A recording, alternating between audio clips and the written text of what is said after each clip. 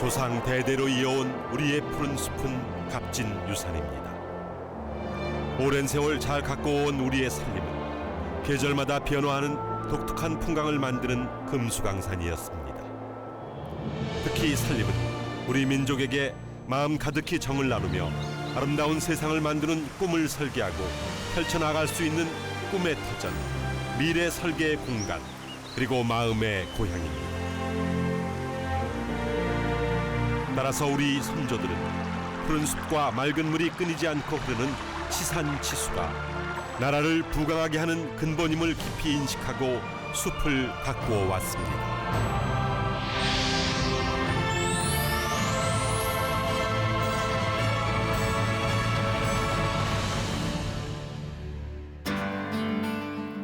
하지만 우리 국토는 아픈 고난의 역사를 간직하고 있습니다.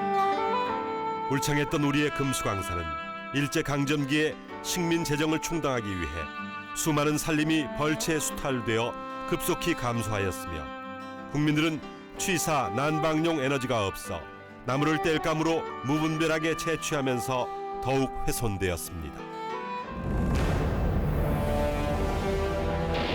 해방 후 사회 혼란과 6.25 전쟁까지 겹치면서 전후 우리 살림은 나무 하나 없고 풀뿌리마저 살 수 없는 민둥산, 사막 같은 황폐지였습니다. 설상가상으로 그나마 남아있던 살림은 소나무 송충이, 해충 등으로 피해를 입어 걷잡을 수 없이 황폐화되었습니다.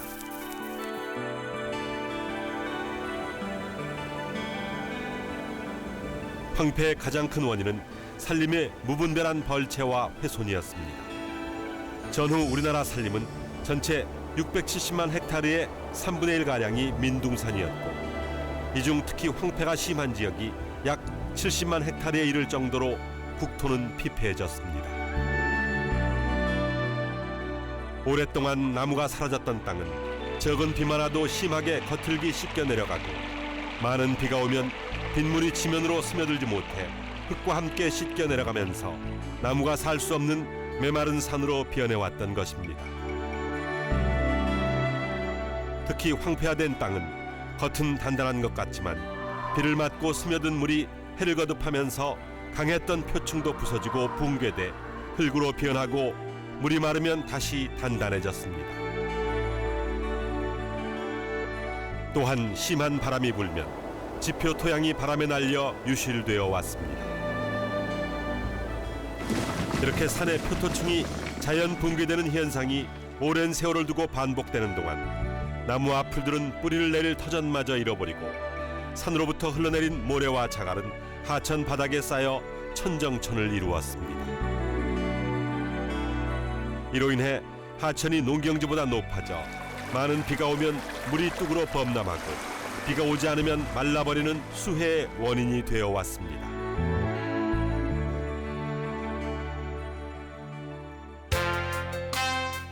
그러나 국토를 이대로는 둘 수 없다. 이 땅에서는 나라가 일어설 수 없다고 호소했던 그 시대의 지도자의 강한 의지와 신념으로 1967년 산림청이 탄생되었습니다.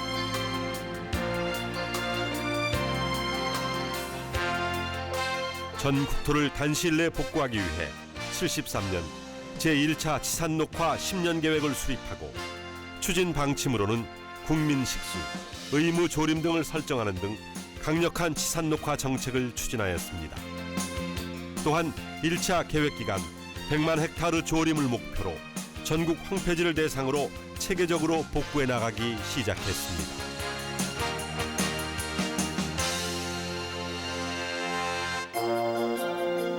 어떠한 어려움이 있더라도 내 고장은 내 손, 내 힘으로 살리고야 말겠다는 새마을 정신과 신념으로 국민들은 황폐지 복구에 도전했습니다. 특히 우리나라의 대표적인 집단 황폐지였던 동남부 해안의 영일지구는 국제항공노선의 관문으로 우리나라를 찾는 외국인에게 좋은 인상을 주지 못했습니다. 황폐된 산림 복구를 위해 우선 황폐 산림의 규모를 측량하고 지리적 여건에 맞게 복구 설계도를 만드는 등 체계적인 산림 녹화 계획을 하나하나 마련했습니다. 영일지구 사방사업은 현지에 2개 사업소를 설치하고 5년간 연차적으로 계획을 세우고 4,538헥타르를 완전 복구토록 했습니다.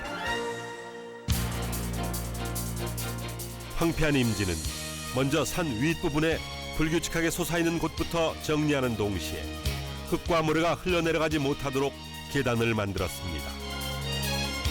이러한 작업은 현대 장비나 중장비를 사용할 수 없어 일일이 사람 손으로 해야 하는 어려운 공사였습니다. 경사가 급한 해변과 높은 산, 절벽에는 밧줄에 매달려 위험을 무릅쓰고 작업을 해야 했으며 실수하면 생명을 잃을 수 있는 작업 환경이기 때문에 안전조치에 만전을 기하며 공사를 해야 했습니다. 급경사의 계곡 아래와 중간에는 돌을 쌓아 흙을 고정시키고 계단 사이 경사면에 토사 유실을 방지할 수 있는 기초 작업을 했습니다. 계단 사이 경사면에는 생장력이 강한 관목들을 많이 이식하여 지면이 완전히 회복되기 전에 빗물로 인해 흙이 씻겨 내려가지 않도록 했습니다.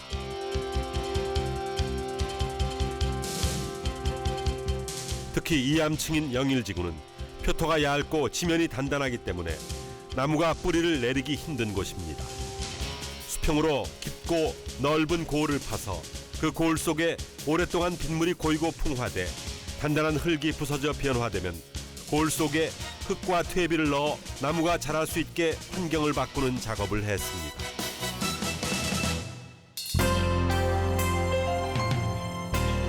여름철엔 무성한 풀을 잘라 흙과 섞어 질이 좋은 퇴비를 생산했습니다.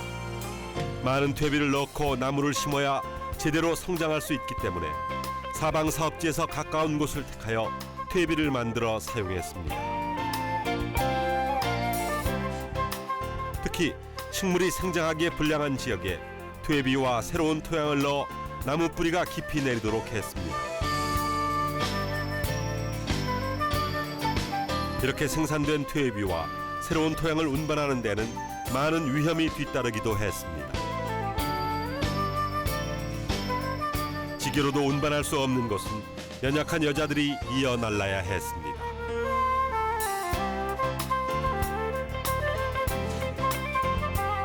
사방 사업에는 많은 때가 필요했습니다. 단끈키 경사면에 토사가 유실되지 않고 식지한 묘목과 파종한 씨앗이 뿌리를 잘 내릴 수 있게 하고 어떠한 가뭄에도 성장할 수 있도록 때를 다져주어야 합니다.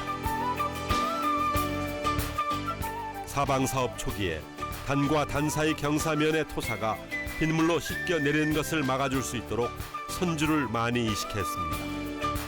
선주는 가뭄에도 잘 견디고 생장력이 강하여 조기 회복에 좋은 역할을 합니다.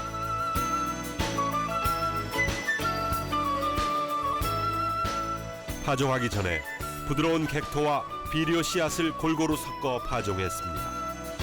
파종상에는 객토를 미리 깔고 정지한 다음 그 위에 종토를 놓고 잘 쓸어 흙으로 덮고 다졌습니다.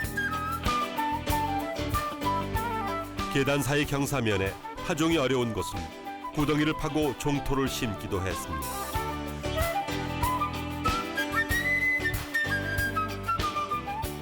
황폐된 지역에 생명이 자랄 수 있도록 기초공사가 끝나면 나무 심기를 했습니다. 척박한 땅에서도 잘 자라는 오리나무, 아까시나무, 리기다 소나무를 택했습니다. 나무를 심는 구덩이마다 부드러운 흙을 충분히 넣고 묘목 망태 속에는 물 수세미를 넣어 묘목이 마르지 않도록 했으며 비료도 넣어 성장을 촉진하도록 했습니다.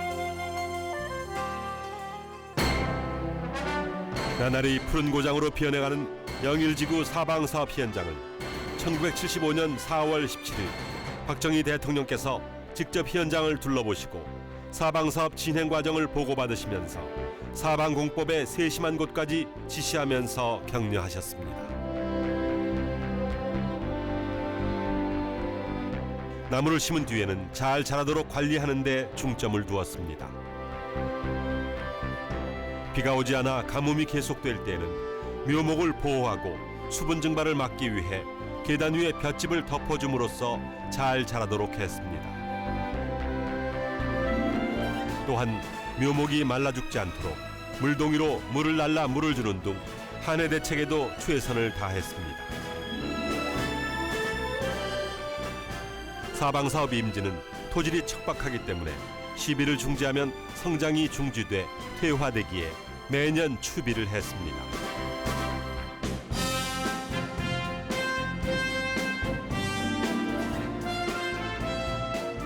여름 장마철 많은 비가 오면 사업소 직원들은 홍수 피해가 없도록 사후 관리에 최선을 다했습니다.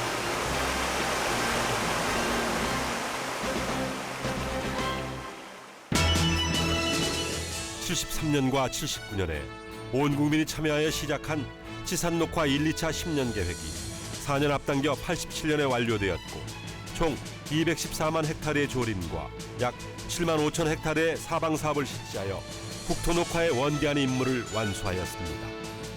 이런 노력의 결과로 벌거숭이로 버려졌던 불모의 황폐지에 기적의 새싹들이 대지를 뚫고 솟아났습니다.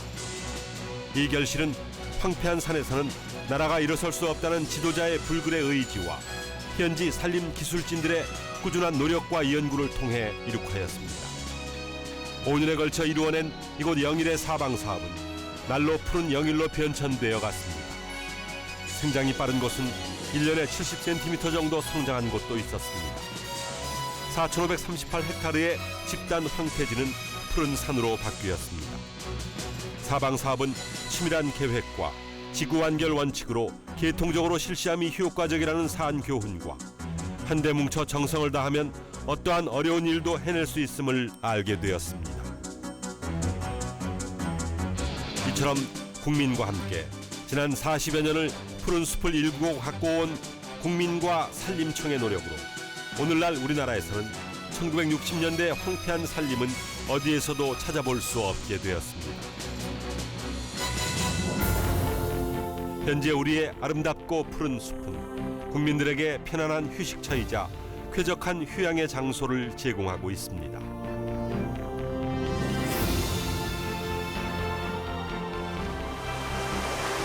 울창하고 아름다운 숲, 맑은 물, 깨끗한 공기를 제공하는 국토 인프라로서 역할뿐만 아니라 지구적 문제로 주목받는 기후변화 문제에서 온실가스 흡수원으로서 역할을 하고 있습니다. 이제 우리는 지난 40여 년에 걸쳐 이룩한 산림 녹화의 성공 경험을 바탕으로 산림 강국의 새로운 성공 신화를 위해 다시 한번 힘과 열정을 모아 나갈 것을 굳게 다짐합니다.